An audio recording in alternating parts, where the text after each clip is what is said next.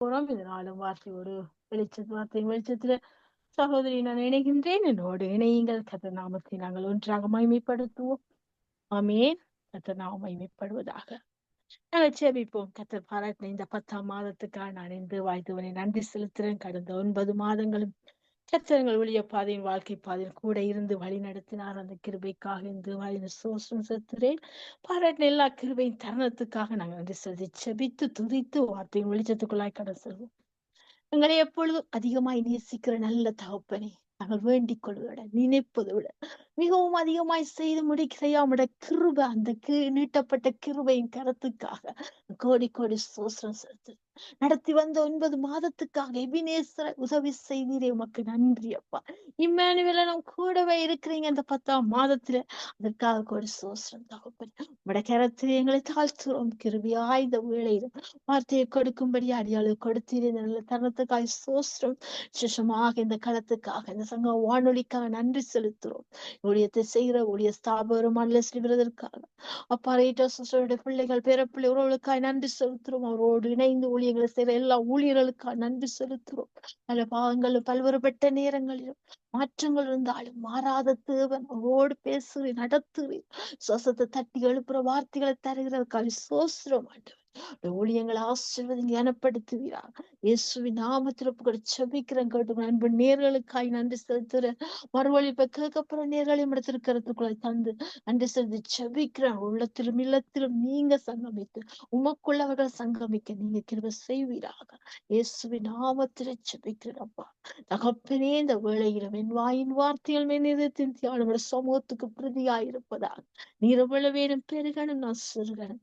கற்றுக் கொடுங்க, பயன்படுத்துங்க. இயேசுவின் நாமத்தில் ஜெபிக்கிற நல்ல பிதாவே, ஆமீன், ஆமீன், ஆமீன். கர்த்தர் நான் ஒன்றை மையப்பட ஒரு பாடலை பாடி நாங்கள் வார்த்தையின் வெளிச்சத்துக்குள்ளாய் கடந்து செல்வோம்.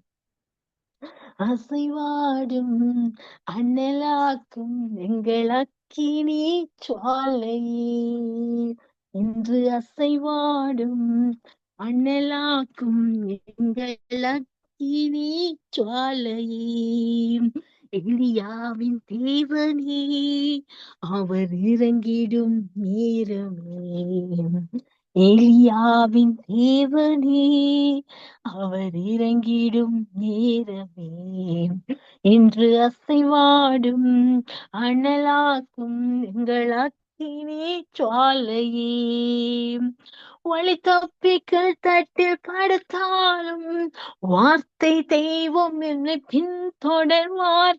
நான் வழி மாறிகள் தட்டில் படுத்தாலும் வார்த்தை தெய்வம் என்னை பின்தொடர்வார். நான் கடலின் அலை நோக்கி குதித்தாலும், நான் கடலின் அலை நோக்கி குதித்தாலும் மீனை கொண்டு மீட்பார் என் தெய்வம், மீனை கொண்டு மீட்பார். ஆவேன், ஆவேன்.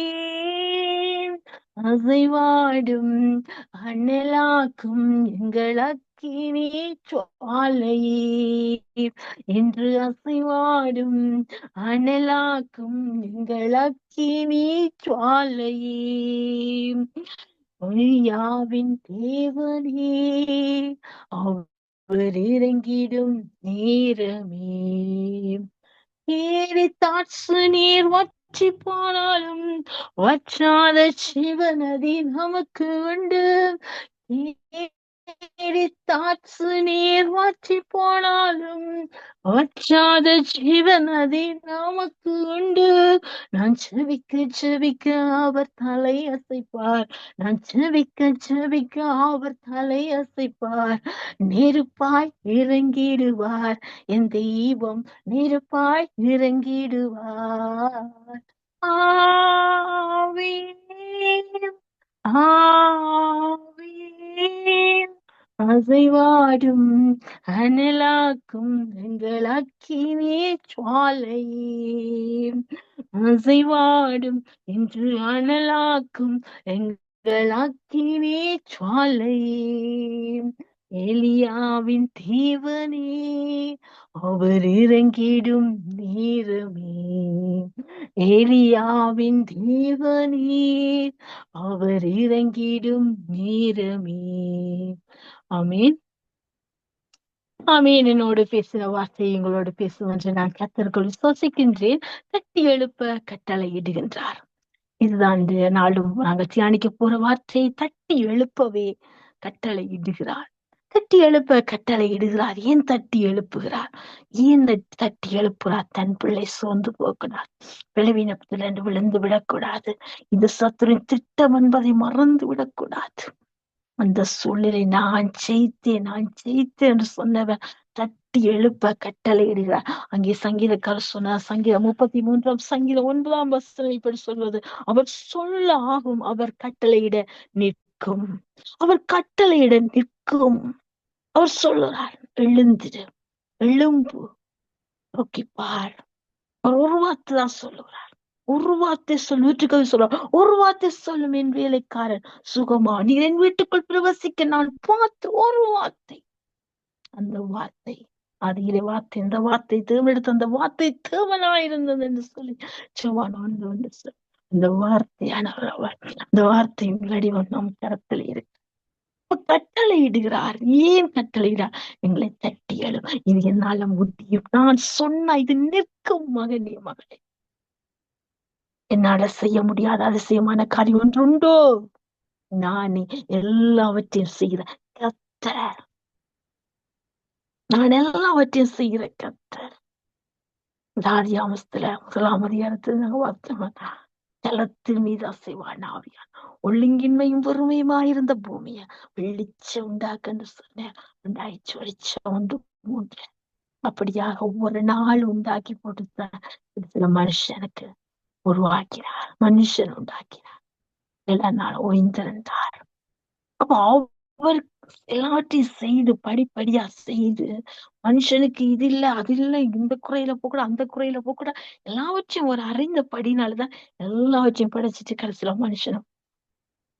அப்ப மனுஷனுக்கு எனக்கு இன்னும் தட்டி எழுப்பவே அவர் கட்ட என்ன அவர் உண்டாக்கினா அவருக்கு கீழ்பட்டுத்தான் இருக்கு. நாங்க தான் இன்னும் எடுத்துக்கொள்ளையில, கீழ்படுத்த நினைக்கல, நாங்க மேற்படுத்தி பார்க்கிறோம். உங்களுடைய விசுவாசத்தின் அளவு எத்தகையது அளவு என்பதை நாங்க அந்த சூழ்நிலையை பற்றி வச்சு பார்க்க முடியும். அந்த சூழ்நிலை நம்மை கீழ்ப்படுத்துதா, இல்ல சூழ்நிலை நாம கீழ்ப்படுத்துதா? எங்களோட விசுவாசத்தின் அளவு அந்த இடத்துல நமக்கு விளக்கும், நாங்க எந்த அளவில நாம நிக்கிறோம். அப்ப இங்க கட்டளை எடுக்கிறார், தட்டி எழுப்ப தண்ட பிள்ளை இந்த சத்தனிக்க வேறு திசைக்கு போகக்கூடாது, வேறு எண்ணங்களுக்குள்ள போகக்கூடாதுன்னு சொல்லி அங்கே பாத்தீங்கன்னு சொன்னா யோனாவை பற்றி தெரியும். யோனா புஸ்தகம் எல்லாருக்குமே தெரியும், 4 அதிகாரம் கொண்டது. ஆனா யோனா ஒரு தீர்க்கதரிசி தான். ஆனா தேவன் சொல்ற நினிவேக்கு போனா, ஆனா இவர் தான் என்ன செய்யறார்? கூலி கொடுத்து வில்லண்டத்துக்கு என்ன செய்யறார்? விலைக்கு வாங்குறார். விலைக்கு வாங்கி ஒரு திசைக்கு போக. இன்னைக்கு அநேகர் இப்படித்தான், விசுவாசம் இப்படி இருக்குது, வார்த்தை இப்படி இருக்கு, எல்லாம் இப்படி இருக்கு, சரிதான், சொல்லுறோம், பிரசங்க எல்லாம் உண்மைதான். ஆனா நாங்க எந்த திசையில போய்கொண்டிருக்கிறோம்? எனக்கு பிரியமானதை செய்யறோமா, இல்ல அவருடைய வழியை நிக்கிறோமா, இல்ல அவர் சொன்ன வார்த்தை கீழ்பட்டு கட்டுப்பட்டவர்களாய் நிற்கின்றோமா? எல்லாவற்றையும் அனுபவிக்க நமக்கு என்ன செய்து அதிகாரம் இருக்கான, எல்லாவற்றையும் அனுபவிக்க நமக்கு தகுதி இல்லை. எல்லாமே அனுபவிக்கலாம், ஆனா எல்லாம் தகுதி இல்லை நமக்கு. அதை அப்போஸ்தலனாகிய பவுலடிகள் நமக்கு ஆழமாக சத்தியத்துல வெளிப்படுத்துகிறார். அப்ப இங்கே யோனா தீர்க்கதரிசி தான். ஆனா நினிவேக்கு போன சொன்ன கர்த்தர், இவரோ வேறு திசைக்கு போறார். கூலி கொடுத்து போனாலும் கர்த்தர் வேலி போடுகிறார். எங்கே வேலி போடுகிறார்? எங்கே வேலி போடுகிறார்? கடலை கொந்தளிக்க வைத்து விட்டார். கடலை கொந்தளிக்க வச்சு அங்க கட்டளை இடுகிறார். யாருக்கு? மீனுக்கு கட்டளையிடார். வாசிக்கின்ற உங்களுக்கு அந்த வசனத்தை, யோனா புஸ்தகம் 2 அதிகாரம் 10 வசனம். கர்த்தர் மீனுக்கு கட்டளை இட்டார், யோனாக்கு கட்டளை இட்டார். நீ போய் நினிவேக்கு போய் இத சொல்லு, இந்த நினிவே ஜனங்களுடைய அக்கிரமங்கள் கூக்குறுகள் தேசத்துல எட்டி இருக்கு, எனக்கு எட்டி இருக்கு, நீ போய் இதை அறிவி. ஆனா கட்டளையிட்ட மனுஷனோ கீழ்ப்படியல, கீழ்ப்படியல. பூமியின் கட்டியாந்திரத்தை தூக்கி எடுத்து நிறுத்தி ஒரு தீர்க்கதரிசியா உன்னை உருவாக்கி வைத்த மனுஷன் வார்த்தைக்கு கீழ்ப்படியல, கட்டளையிட்ட வார்த்தையை மிதிக்கிறா, மதிக்கல. ஆனா இங்க மீனுக்கு கட்டளையிட்ட, அது ஜோனாவை கரையிலே கக்கி விட்டது. அல்லேலூயா. பாருங்க, ஒரு மீனுக்கு சரியான இடத்துல கொண்ட கக்கு. நீ எந்த காலத்துல போவியோ தெரியாது, எந்த போட்ல ஏறி போவியோ மீன் தெரியாது. ஆனா நீ நீனிவேக்கு கொண்டு போய் ஜோனாவை கட்டு. அந்த மீனுக்கு யோனாக்கு கட்டுற யோனாக்கு இதான் மனுஷன் மாமிசம் பலவீனம் ஆவிய உற்சாகம் உள்ளது. இன்னைக்கு நாம ஆவியின் பலத்துல இருந்து இது மாமிச பலவீனம் நினைச்சு உதறி தள்ளி விட்டு சூழ்நிலைய ஓடுகின்றோமா? முன்னோக்கி செல்ற விசுவாசத்தோடு. கர்த்தர் மீனுக்கு கட்டளையிட்டார், அது ஜோனாவை கரையிலே கக்கி விட்டது. மீனுக்கு கட்டளையிட்டார், ஜோனாக்கு கட்டளையிட்டார், நினிவேக்கு போய் அந்த ஜனத்துக்கு எச்சரி, அவர்கள் மனம் திரும்பட்டும், அவர்கள் தன் பாதத்தை நோக்கட்டும், நான் மன்னித்து அவர்கள் சேமத்தை கொடுப்பேன் அவர் சொல்லுகிறார். ஆனா இங்க ஜோனா வேறு திசைக்கு போறார், கூலி கொடுத்து போறார். ஆனா அங்க என்ன நடக்குது? கர்த்தர் சமுத்திரத்தையே குழுப்புற, சமுத்திரத்தையே உலுக்குற, கப்பல்ல கொந்தளிக்குது, கடல் கொந்தளிக்குது, படகு தத்தளிக்குது. ஜனங்களோ கதறிக் கொண்டிருக்கிறார்கள். என்ன நடந்தது? ஏன் நடந்தது? தங்கள் தெய்வங்களை கூப்பிட்டு பார்க்கிறார்கள். அவர்கள் தெய்வங்கள் இல்லை என்பதை உணர்கிறார்கள். சீட்டை போட்டு பார்க்கிறார்கள். சீட்டு யோனாவின் பேரில் விழுகிறது. விழுந்ததும் உடனே தன்னை கடலின் ஆழத்துல தூக்கி போடுங்கன்னு சொல்றார். போட்ட உடனே அவர்கள் என்ன செய்தார்கள்? அங்கே சமுத்திரம் இருந்தாலும் அவர்களுக்கு அது மனம் இல்லை, விருப்பம் இல்லை. உங்கள் தேவனை கூப்பிட்டு பாரு, நீ யார், எங்கிருந்து வந்த என்று விசாரிக்கின்றார்கள். எது விசாரிச்சாலும் எது வந்தாலும் தேவன் அவர் சொல்லாகும், அவர் கட்டளை நிற்கும். அவர் சொல்லாகும், அவர் கட்டளை அவர்களை எல்லாமே அண்ட சராசரங்கள் பூமி அனைத்துமே ஒழுங்குபடுத்தப்பட்ட உண்டாக்கப்பட்ட உருவாக்கினவர் சொல்ல, உருவாக்கினவர் கட்டளையிட அது நிற்குது. உருவாக்கினவரால வார்த்தையால எல்லாவற்றையும் நிற்கவும் முடியும், நிறுத்தவும் முடியும், இறையாது என்று சொல்ல முடியும், அமைதியா இரண்டு சொல்லவும் அவரால் முடியும். ஒரு வார்த்தை ஒரு வார்த்தையின் வெகுமதி எப்படி விலை மதி என்று பார்த்தீங்களா? எப்படிப்பட்ட வெகுமதி என்று பார்த்தீங்க? அந்த வார்த்தைக்கு எப்படி வல்லமை உண்டு, அதிகாரம் உண்டு, கீழ்ப்படுகிற தன்மை உண்டு, எல்லாம் இயற்கையே கட்டுப்படுகிறது. இந்த மனுஷன் மட்டும் கட்டுப்படுறான் இல்ல, எதிர்த்து செய்யல போறான். ஆனா அவர் கர்த்தர் மீனுக்கு கட்டளையிட்டார், அது ஜோனாவை கரையிலே கக்கி விட்டது. கட்டளையிடுகிறார், கட்டி எழுப்ப யோனா. யோனா பாக்குற இந்த மனுஷனா இந்த நாள், அதான் யோனா சொல்ற இந்த வசனத்துல, பொய்யான மாயைன்னு பற்றி கொள்ளுகிறவர்கள் தங்களுக்கு வருகிற கிருவியை போக்கடிக்கிறார். உண்மைதானே, யோனா போக்கடிச்சான். பொய்யான மாயை அவரோட தான் தன் இஷ்டம் போல தவறு ஒண்ணும் செய்ய மாட்டேன், தன் திட்டத்துக்கு தன்னை அமைச்சு கொண்டு அப்படியே போன கிருவியை போக்கடிக்கின்ற நாம இப்படிப்பட்ட கிருவியை போக்கடிச்சு கொண்டிருக்கிறோம். இந்த மாய்மாலமான பொய்யான மாயின் வார்த்தைகளுக்கு, ஏமாற்ற சத்துட தந்திரமான சூழ்ச்சிகளுக்கு எதிர்த்து நிற்கிற சூழ்நிலைகளுக்கு அவருடைய கிருபையின் வல்லமையை நாங்க போக்கடிச்சு கொண்டிருக்கிறோமா? அவருடைய வல்லமை செய்தான் என்பதை நாங்க கணிப்பிட்டு எங்களுடைய கையளவுக்குள்ள வைத்துக் கொண்டிருக்கோமா? இல்ல, இந்த சூழ்நிலையை விட, நாங்க சந்திக்கிற இந்த நிலைமையை விட அவர் பெரியவர், அவர் பெரியவர், அவர் சொல்லாகும், அவர் கட்ட நிற்கும். அவருக்கு இப்படிப்பட்ட சூழ்நிலை விருப்பமே இல்லை. இந்த சூழ்நிலையுடைய தேவன் பெரிய நிலையில என்னை நிறுத்துவார், நடத்துவார், உயர்த்துவார் சொல்லி உயர்த்துவார். இப்படி நிற்கின்றோம். அவர் சொன்ன வேலைக்கு நம்ம அர்ப்பணிக்கின்றோமா? இங்க மீனுக்கு கட்டளையிட்டார், மீன் கரையிலே கட்டி. எப்படி மீனுக்கு மேப்ப போட்டிருப்பார் பாத்தீங்களா? இந்த இடத்துல சொன்னா எப்படி மீன் கொண்டு வர்றதாக்கி இருக்கு பாத்தீங்களா? இதுதான் கர்த்தர், இதுதான் கர்த்தர். நானே எல்லாவற்றையும் செய்யற கர்த்தர் அங்கே செய்கிறார். எப்படி செய்கிறார்? மீனை கண்டு தன் பிள்ளையை தட்டி எழுப்ப விட்டு விடுகிறார், கக்கி விடு. இந்த இடத்துல 3 நாள் இருந்தா ஜோனா மீனின் வயிற்றுக்குள்ளே பிரயாசப்பட்டிருப்பார். அவ்வளவு விண்ணப்பத்துக்கு எடுத்திருப்பார், எடுக்காத விண்ணப்பம் எல்லாம் வந்திருக்கு. இன்றைக்கு நாங்க சூழ்நிலைக்குள்ள இப்படிப்பட்ட விண்ணப்பங்களை ஏறெடுக்கிறோம். ஏன் ஏன் இப்படிப்பட்ட தவிப்பு, ஏன் இப்படிப்பட்ட சஞ்சலம், ஏன் இப்படிப்பட்ட பரிதவிப்பு? இதுக்கு நாம தானே காரணம். நம்முடைய கீழ்ப்படியாமை தானே கட்டணம், நம்முடைய எதிர்த்திசையான செயல்பாடுகள் தானே, அவருக்கு பிரியமில்லாத காரியங்கள் தானே. எங்கள் விசுவாசம் தட்டி எழுப்பப்பட வேண்டும். கட்டி எழுப்பப்பட வேண்டும் என்று சொன்னால் வார்த்தையை கீழ்ப்பட்டி ஆக வேண்டும்.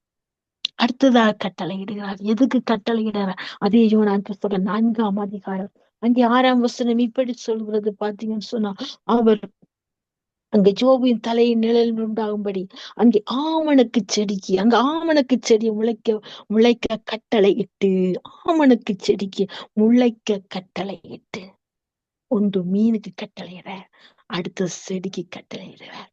எந்த செடி? ஆமணக்கு செடி. ஏன் நாம் அந்த ஆமணக்கு செடி என்று சொன்னால் பாருங்க, அந்த வசனத்தை நான் வாசிக்கின்றேன். ஜோனா புஸ்தகம் 4ஆம் அதிகாரம் 6ஆம் வசனம். ஜோனாவுடைய தலையுமே நிழல் உண்டாகவும் அவனுடைய மன மடிவுக்கு நீங்களாக்கவும் தேவனாய கர்த்தர் ஒரு ஆமணக்கு செடியை முளைக்க கட்டளையிட்டு அது அவன் மேல் ஓங்கி வளர பண்ணினார். அது அந்த ஆமணக்கின் மேல் ஜோனா மிகவும் சந்தோஷப்பட்டான். ஹல்லேலூயா. பாத்தீங்களா? ஆமணக்கு செடியை ஏன் அந்த ஆமணக்கு செடியை கட்டுற? அவனுக்குள்ள இருக்க மனமடிவு. இன்றைக்கு சில சூழ்நிலை, சில காரியங்களை நமக்கு மனமடிவுகள் வருகிறது, வேதனை வருகிறது, உடைந்து போற உண்மைதான். சந்தோஷத்தை குலைக்கிற, சமாதானத்தை கெடுக்கிற காரியத்தால் தேவனுடைய வார்த்தை அங்கே என்ன செய்து நம்மை ஆறுதல் படுத்துகிறது. அங்க அப்படி ஜோனாக்கு ஒரு ஆமணக்கு செடி அந்த அந்த அந்த இளைப்பாறுதலை கொடுக்கிறதோ, அதே போல சூழ்நிலைக்கேற்றது அவனுடைய வார்த்தை நமக்கு இளைப்பாறுதல் தருகிறது. நம்முடைய விசுவாசத்தை கட்டி எழுப்புறது, நம்முடைய பலவீன நேரத்தினுடைய பலத்தால் அந்த வார்த்தை இடை கட்டுகிறது என்று சொன்னார். நிச்சயமாக ஆவிக்குச்சியும் வளர்றதுக்காகவே, தட்டி எழுப்பப்பட வேண்டும் என்றதுக்காகவே இந்த மன மடிவில ஜோனா முடிந்து விடக்கூடாது, வேதனைப்பட்டு விடக்கூடாது, இதிலே சந்தோஷம் கொள்ளக்கூடாது. இதெல்லாம் இதுக்கு மேலாக, இன்னும் மேலாக, இன்னும் இன்னும் இன்னும் இன்னும் இன்னும் நீ வளரணும், இன்னும் இன்னும் உன்னை நான் உயரணும், நீ இன்னும் இன்னும் அறியணும், இன்னும் இன்னும் விசுவாசம் பெருகணும். நான் அழைச்சது அவன் உண்மை உள்ளவராயிருக்கிறேன். அந்த அழைச்சது அவனுக்கு உண்மை உள்ள பாத்திரமாய் நானும் நீங்களும் வளர, எங்கள் விசுவாசம் தட்டி எழுப்பப்பட, எங்கள் வாழ்க்கையின் அத்திவாரம் கட்டி எழுப்பப்பட, அவரோடு உறவில இன்றும் நிலைத்திருக்கப்பட அவர் தட்டி எழுப்பவே கட்டளை இடுகிறார். எதுக்கு கட்டளை கொண்டு மீனை கட்டளையிட்டார்? கரையில கொண்டு போய் இவன் தத்தளிக்க கூடாது, இவன் தடுமாறி இந்த சூழ்நிலையில சுழன்று விடக்கூடாது. என்ன பிள்ளை, இந்த சூழ்நிலையால் அவனுடைய நிம்மதி கெட்டு விடக்கூடாது, திசை தெரியாம போய்விடக்கூடாது. அப்போ விழவு இரக்கம் வச்சு கட்டளை இடுகிறார் மீனுக்கு. இந்த சந்தோஷத்தின் இழப்பாறுதற்குள்ள கூட அந்த ஆமணக்கு செடிக்கு கட்டளை இடுகிறார். பாத்தீங்களா? இன்றைக்கு அப்படித்தான் நமக்கும் நம்முடைய தகப்பனுடைய வார்த்தைக்கு நாங்க உண்மையாய் சொல்லி வருவோம், உண்மையாய் நாங்க கீழ்ப்படுவோமா இருந்தா எங்களுக்கும் அப்படித்தான் அவர் செய்வார். அப்படித்தான் செய்வார். அந்த சூழ்நிலையை விட பெரியவர் நமக்குள்ளே இருக்கிறவர். எங்கள் விசுவாசம் தட்டி எழுப்பப்பட அவருடைய வார்த்தை நிச்சயமாக நமக்கு ஊழியக்காரர் மூலம் பேசுவார், தீர்க்கதரிசி மூலம் பேசுவார். அவரே வந்து எங்களுடைய ஜெபத்தில ஒரு வார்த்தையோடு இடப்பட்டு கொண்டு எங்களை அதை இளைப்பாறுதலுக்குள் நடத்துவார், சந்தோஷத்துக்குள்ள கொண்டு போவார், சமாதானத்துக்குள்ள நடத்துவார். எங்கள் விசுவாசம் கட்டி எழுப்பப்பட அவர் வார்த்தை மூலமா இடர்படுவார். அதுதான் எங்கள் ஆவிக்குரிய ஜீவித்தில் படிநிலை. பிரியமானவர்களே, என்னிடத்துல கட்டளை இடுகிறார். எங்கே சொன்னார்? மத்திய எழுதின சுவிசேஷம் 14ஆம் அதிகாரம் அங்கே 28ஆம் வசனத்தை நாங்க பாப்போமா இருந்தா, மத்திய எழுதின சுவிசேஷம் 18ஆம் அதிகாரம் அங்கே முதல் வசனத்தை வாசிக்கின்றேன் பாருங்கள். உடனே இயேசு அங்கே என்ன செய்யறார்? இயேசு கடல் மீது நடக்கிறார் பாருங்க. அவர் கடல் மீது நடக்கிறத சீஷர்கள் கண்டு கலக்கம் அடைந்து ஆவேசம் என்று சொல்லி பயத்தினால் அலறினார்கள். உடனே இயேசு அவர்களோட பேசி, திடன் கொள்ளுங்கள், நான் தான், பயப்படாதீர்கள் என்றார். பேதுரு அவரை நோக்கி, ஆண்டவரே, நீரே ஆனால் நான் ஜலத்தின் மேல் நடந்து உம்மிடத்தில் வர கட்டளை இடும் என்றார். ஜலத்தின் மீது நான் நடந்து வர நீர் ஜலத்துக்கு என்ன செய்யட்டாம்? கட்டளையிட சொல்லுகிறார். அதற்கு அவர் வா, கட்டளையிட்டாச்சு, நீ வா. கட்டளையிட்ட தண்ணி என்ன செய்யும்? பாரமானது கீழே தான் இழுக்கும். ஆனா தேவன் கட்டளையிட்ட அந்த தண்ணி கூட பாதையாக மாறும். தனிசங்கடல செய்தார், கட்டளையிட்ட. மோசே கோலை நீட்டின சங்கடம் 2 பிளந்து தரையாக நடந்து போற அனுபவத்திற்குள்ளாய் நடந்து சென்றார்கள். நடந்து சென்றார்கள். அங்கே தேவன் நடக்க வைத்த கட்டளையிட்டார். ஜலத்தின் மீது அந்த ஜலம் கூட பிரியுது. மனுஷனாய் நானும் நீங்கள் எவ்வளவுக்கு வார்த்தைக்கு கீழ்ப்படுகிறோம், எவ்வளவு அவர்கள் கொடுத்த கட்டளைக்கு அந்த அன்பு கட்டளைக்கு எப்படி கீழ்பட்டு இன்றைக்கும் வாழ்ந்து கொண்டிருக்கட்டும். நிச்சயம் தட்டி எழுப்பப்படட்டுமே. அங்கே பேதுரு நடக்கிறார். கட்டளை இட்டவன பயத்தின் மீது நடக்கிறார். அவர் கட்டளையிட அவர் சொல்லாகும், அவர் கட்டிட நிற்கும். நின்றதை ஜலம், நின்றதே அந்த மீன் கொண்டு போய் நின்றதே அந்த ஆமணக்கு நிழலாக, நின்றதே இந்த ஜலண்டைக்கு எந்த சூழ்நிலை இருந்தாலும் அவருடைய விசுவாச வார்த்தையின்படி நாங்க கட்டளையிட அதிகாரத்தை தந்திருக்கிறார். சர்ப்பங்களை தேள்களை மிதிக்கவும் சத்துரு சகல வல்லமை மேற்கொள்ளவும் அதிகாரத்தை நமக்கு கொடுத்திருக்கார். லூக்கா 10ஆம் அதிகாரம் 19ஆம் வசனத்தின் அடிப்படையில அதிகாரத்தை பெற்ற நானும் நீங்களும் இந்த நாட்கள் பொல்லாதலா இருக்கிறது. இந்த 10ஆம் மாதத்துல எதிர்வர பிரச்சனை, எதிர்வர சூழ்நிலை, எதிர்வர காரியம் எதுவா இருந்தாலும் எல்லாவற்றுக்கும் வார்த்தை எடுத்து கட்டளையிட்டு ஜெயத்தை பெற்றுக்கொள்ள கர்த்தர் நம்மோடு பேசுகிறார், என்னோடு பேசுகிறார், உங்களோடு பேசியிருக்க நான் விசுவாசிக்கின்றேன். கர்த்தரை சித்தமானா நாங்கள் இன்னொரு இணைந்து இந்த வார்த்தையை மீண்டும் தியானிப்போம், தொடர்ந்து ஜெபிப்போம். கர்த்தருக்கு சித்தமானா இந்த வார்த்தை நேரத்தை வாய்க்க பண்ணுவார். நாங்கள் ஜெபிப்போம். அப்பா, உம்முடைய கரத்தில் எங்களை தாழ்த்துவோம். கேட்ட வார்த்தைக்கு எங்களை அர்ப்பணிக்கிறோம் ஆண்டவரே. தகப்பனே, நீங்க ஆண்டவரை தட்டி எழுப்பவை கட்டளை இடுறீங்க ஆண்டவர். அந்த கட்டளை வார்த்தைகள் நம்மை தட்டி எழுப்புறது கத்தாவே எவ்வளவு அதிகாரம் உள்ளது, வல்லமை உள்ளது என்பதை வெளிப்படுத்தி நிற்கிறது நம்முடைய சத்தியத்தின் ஆழத்தின் வரிகள். அப்பா, அதற்காக கோடி சோஸ்திரம் ஆண்டு. மீனுக்கு கட்டளை இட்டீங்க, ஆமனுக்கு கட்டளை இட்டீங்க, ஜலத்துக்கு கட்டளை இட்டீங்க அப்பா. ஆனா கட்டளை கொடுத்த மனுஷனோ கீழ்ப்படி ஆமல் ஆண்டு திசையில போய் வேதனையை மீட்டு கொண்டாங்க. கூலி கொடுத்து வாங்க. சில சூழ்நிலைகள் நாங்க கூலி கொடுத்து அனுபவிக்கிறோம். அப்படிப்பட்ட சூழ்நிலை இந்த 10ஆம் மாதத்துல இல்லாதபடிக்கு எங்களுக்கு கொடுத்த அதிகாரத்தை எடுத்து பயன்படுத்தி ஜெயித்து வாழ, ஜெயமுள்ள வாழ்க்கை வாழ எங்களுக்கான நான் எல்லாவற்றையும் செய்த கர்த்தர் என்று சொல்லி எல்லாவற்றையும் செய்து முடித்த சிலுவை நாதனை வெற்றி எடுத்துக்கொண்டு அந்த அதிகாரத்தை பெற்றுக்கொண்ட மகளா நாங்கள் எப்பொழுது நின்று வெற்றி சிறக்க கிருபை செய்வீரா, பலன் தருவீரா, வல்லமை நிரப்புவீராக. இந்த 10ஆம் மாதம் இதேருக்கு ஆசீர்வாதம் உள்ள மாதம், ஆசீர்வாதத்தை சொல்லி ஜெயம் எடுத்து வாழ்ற ஜெயமுள்ள மாதமை மாறட்டும் ஆண்டவர். வெள்ள கருத்துக்கள் கேட்ட வார்த்தைகள் அர்ப்பணிக்கிறோம் ஆண்டவர். ஆளுகை செய்யும், வழி நடத்தும் மீதியான வார்த்தை போதிகளை ஆசீர்வதித்தல் இயேசுவின் நாமத்தில் அடிமையை கொடுத்த இந்த நேரத்துக்கு நன்றி செலுத்தி கேட்டுக்கொண்டு அடியாளுக்கும் கற்றுக் கொடுத்த பாடங்களுக்கு நன்றி செலுத்தி தொடர்ந்து வழி நடத்தும் இயேசுவின் நாமத்தில் புகழ்ச்சி வைக்கிறேன் நல்ல பிதாவே, ஆமென்.